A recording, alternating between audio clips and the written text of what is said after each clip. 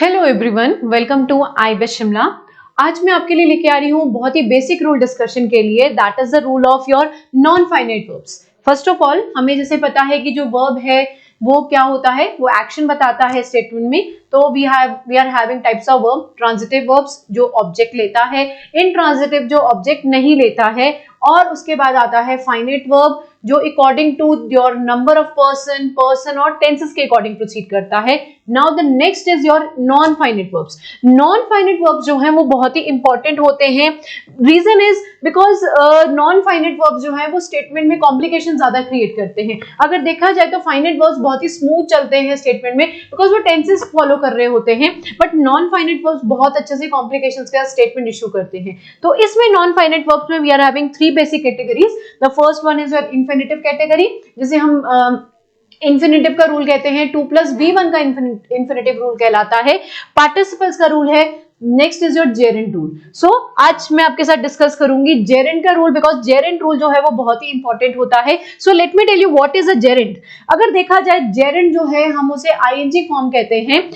Normal statement के according ING के according जो है उन्हें डिफाइन किया जाता है। जेरेंट जो है basically that is a V4 form होता है, या हम इसे V1 प्लस आईएनजी भी कहते हैं, या हम इसे क्या कहते हैं, वर्बिंग। हम इसे वर्बिंग के नाम से भी जानते हैं जो आपका जेरेंट होता है। जेरेंट अब कंफ्यूजन क्या क्रिएट करता है कि जेरेंट अगर अब कभी कभी जेरेंट जो है आईएनजी जिसे हम वर्ब के नाम से जानते हैं, हर एक बच्चा कहता है कि वो जो एक्शन है वो वॉक है, ठीक है। वॉक के साथ अगर हम आईएनजी लगा दें तो बच्चा कहेगा कि ये तो वर्ब है, ठीक है। बिल्कुल ये वर्ब है, लेकिन डिपेंड करता है कि उसकी पोजीशन कौन से स्ट्रक्चर में कहां पर आ रही है। अगर नाउन के फॉर्म में आती है मीन सब्जेक्ट की पोजीशन पर, तो वो आपका नाउन कहलाएगा। अगर वो एडजेक्टिव क्वालिटी बताता है किसकी, नाउन या प्रोनाउन की, तो वो एडजेक्टिव कहलाएगा। और अगर वो वर्ब की लेक्सिकल्स की पोजीशन आता है, lexical means your main verb, V1 V2 V3 V4 and V5, तो V4 जो है वो आपका मेन वर्ब कहलाता है। Let's have a look to the statement. Statement देखते हैं बिकॉज स्टेटमेंट से ज्यादा वेरिफिकेशन होगा। So please have a look to the statements. Okay, अब इस स्टेटमेंट में देखिए वॉकिंग इज एन एक्सरसाइज। इस वाली स्टेटमेंट में जो वॉकिंग है वो आपकी कौन सी पोजीशन पर आ रहा है, सब्जेक्ट पोजीशन पर आ रहा है, और ये लेफ्ट ओवर जो है वो आपका क्या है, प्रेडिकेट है, ठीक है। प्रेडिकेट में आपको पता है लेफ्ट ओवर मतलब सारी ग्रामर आती है आपके, articles, linking, auxiliary, means everything is there, adverb, so adverb, adjective सब कुछ आता है आपका प्रेडिकेट में, ठीक है। अब walking is an exercise means exercise जो है वो क्या है, वॉकिंग है, ठीक है। तो एक एक्सरसाइज को जो डिफाइन करने के लिए जो यहाँ पर स्टेटमेंट यूज की गई है, तो वॉकिंग जो आईएनजी फॉर्म है वो आपका नाउन का रोल यहाँ पर प्ले कर रहा है, बिकॉज वो यहाँ पर सब्जेक्ट की पोजीशन पर आया है। तो टेक्निकली जेरेंट क्या होता है, इट इज अ नाउन, ठीक है। इट एक्ट्स या एक वर्ब लाइक प्रॉपर्टी जो है वो परफॉर्म कर रहा होता है। अगर तो आईएनजी फॉर्म अपनी मेन वर्ब की पोजीशन पर आता है तो वो वर्ब कहलाता है। अपार्ट फ्रॉम अगर वो किसी और की पोजीशन पर होल्ड करेगा तो हम उसको उसकी पोजीशन के अकॉर्डिंग जो है वो डिफाइन करते हैं। Let's have a look. अब ये वाली स्टेटमेंट में देखिए क्या है, in an active sentence if the present participle uses before noun then it works an adjective। yes exactly, ये आपका present participle है।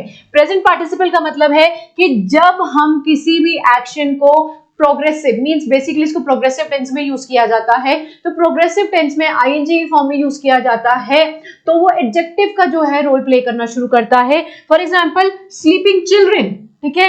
अब ये चिल्ड्रन जो है वो आपका प्लूरल नाउन है, और चिल्ड्रन कैसे है, स्लीपिंग है। तो इसी नाउन की जब विशेषता बताई जा रही है, चिल्ड्रन कैसे हैं, स्लीपिंग है, तो आईएनजी फॉर्म जो रोल है वो यहाँ पर किसका प्ले कर रहा है, एडजेक्टिव का अपना रोल जो है वो प्ले कर रहा है, ठीक है। इसी के साथ next statement, A camel is running, ठीक है। A camel is running, camel आपका सब्जेक्ट है, is आपका लिंकिंग वर्ब हुआ, रनिंग आपका क्या हुआ, V4 हुआ।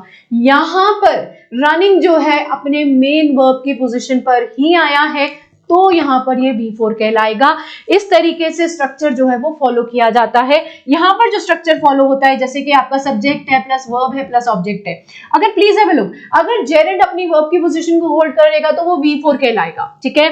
अगर जेरेंट जो है वो नाउन की विशेषता बताने के लिए आईएनजी फॉर्म में यूज किया जाएगा तो वो जो आईएनजी फॉर्म है वो वहां पर वर्ब नहीं कहलाएगा, वो एडजेक्टिव का रोल जो है वो प्ले करना शुरू करेगा। इसी तरीके से अगर आपका जो आईएनजी फॉर्म है अगर वो सब्जेक्ट की पोजीशन पर आता है और वो नाउन का जो है वो रोल प्ले करता है तो हम उसे नाउन का ही जो है टैग पार्ट देंगे, means that is a subject, यहाँ पर वॉकिंग सब्जेक्ट माना जाएगा। So these are the important 3 different style of using a gerund. Gerund को सिर्फ आईएनजी फॉर्म ऑफ वर्ब समझना सबसे बड़ी गलती होगी, बिकॉज मैक्सिमम बच्चों को यही चीज नहीं पता होती। जेरेंट आपका मेन वर्ब रहता है जिसे हम V4 वर्बिंग या V+V1+ आईएनजी कहते हैं। अगर आईएनजी ही अगर आपके नाउन की विशेषता बताने के लिए यूज किया जाएगा तो वो एडजेक्टिव कहलाता है, और अगर आईएनजी ही अगर आपकी नाउन की पोजीशन लेके नाउन के बारे में ही बता रहा होगा तो वो नाउन कहलाता है। So this was the rule for today. Thank you so much. Thank you.